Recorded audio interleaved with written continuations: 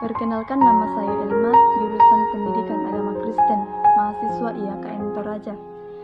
Pada kesempatan ini, saya akan menjelaskan apa itu agresi.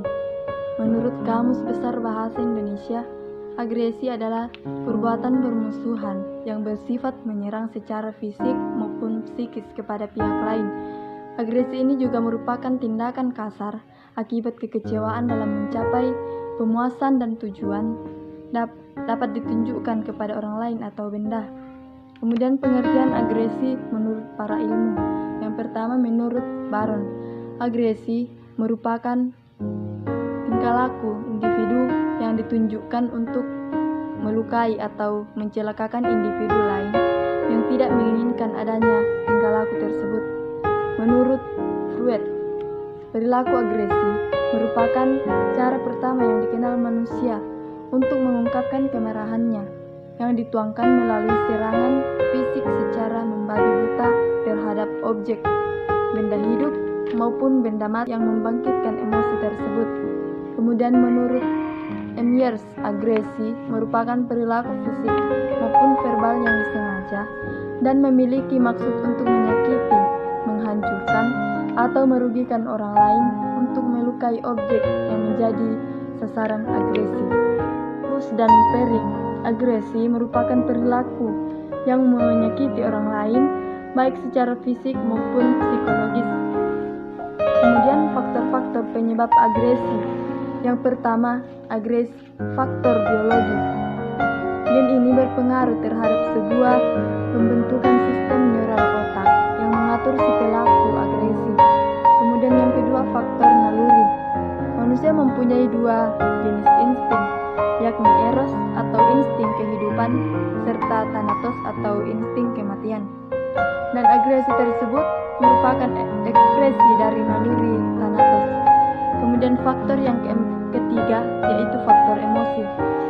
Amarah merupakan suatu emosi yang menunjukkan para perasaan tidak suka yang sangat kuat. Amarah tersebut bisa menimbulkan agresi pada manusia. Kemudian faktor yang keempat yaitu faktor frustasi. Seorang akan merasa frustasi ketika tidak dapat memenuhi kebutuhannya atau juga tidak dapat menggapai tujuan atau kehidupannya. Seringkali untuk rasa frustasi tersebut memicu terjadinya agresi pada manusia. Kemudian faktor yang kelima yaitu faktor sosial learning. Tindakan agresi pada anak serta remaja ini seringkali terjadi karena melihat kekerasan yang ditayangkan di televisi atau pada game dan juga pada kehidupan nyata. Kemudian terdapat juga faktor-faktor penyebab munculnya agresi menurut Berkowitz. Yang pertama, frustasi. Frustasi bisa mempengaruhi kemungkinan untuk melakukan serangan terbuka. Mereka bisa menjadi agresi meskipun hanya mencapai rintangan yang sifatnya legal atau tak disengaja. Dorongan agresi mungkin tidak selalu tampak, tetapi bisa rintangan yang bertentangan dengan kaidah sosial menyebabkan kecenderungan agresi. Kemudian yang kedua, perasaan negatif merupakan akar dari agresi emosional. Salah satu bentuk dari perasaan negatif adalah inferiority feeling. Ini adalah suatu bentuk perasaan negatif yang terdapat pada diri sendiri. Kemudian yang ketiga, pikiran atau kognitif. Pikiran dapat memengaruhi agresi seseorang dengan menentukan emosionalnya terlebih dahulu. Kemudian yang keempat, pengamatan masa kecil. Pengalaman pada masa kecil memiliki kemungkinan untuk menjadikan anak bertindak agresi emosional, sehingga waktu dewasa menjadi agresif dan antisosial. Kemudian yang kelima, pengaruh teman. Teman merupakan salah satu cara agen sosial yang dijumpai anak-anak dalam kehidupan dari waktu kecil hingga dewasa. Teman ini mengajari bertindak dalam situasi tertentu dengan yang berperan sebagai mode dan dengan memberi suatu penerimaan atau dukungan apabila mereka bertindak dengan cara yang dianggap pas. Kemudian yang keenam, pengaruh geng atau kelompok. Seorang anak memiliki penyimpangan sosial, mungkin tidak berani melanggar hukuman, tetapi bersama-sama dengan teman anggota geng, anak itu merasa berani dan aman. Kemudian yang ketujuh, faktor keluarga. Banyak yang beranggapan bahwa banyak anak nakal merupakan penyimpanan sosial dari kondisi keluarga abnormal.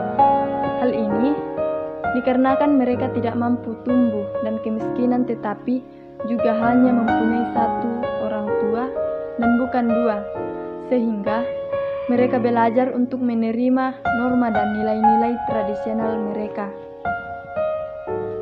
Kemudian bentuk-bentuk agresi. Yang pertama, agresi fisik. Ialah agresi yang dilakukan secara fisik untuk melukai orang lain. Misalnya memukul, menendang, melukai orang lain. Kemudian yang kedua, agresi verbal. Ialah agresi yang dilakukan untuk menyakiti perasaan orang lain, mengganggu, menolak, dan juga mengancam dengan agresi secara verbal. Kemudian yang ketiga, agresi kemarahan. Ialah agresi emosional negatif dari bentuk ekspresi yang disebabkan karena harapan yang tidak terpenuhi, misalnya tidak bisa mengendalikan emosi.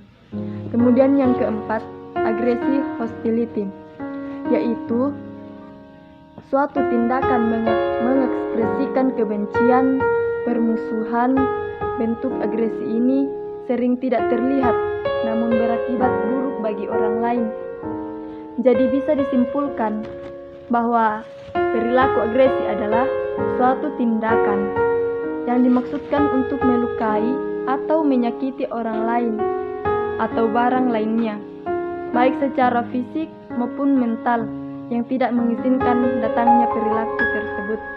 Dapat pula dikatakan bahwa agresi merupakan suatu tindakan atau perilaku, baik itu secara fisik maupun verbal, yang dilakukan secara sengaja serta terencana dengan tujuan untuk menyakiti, merusak, dan juga menyengsarakan orang lain atau individu maupun kelompok.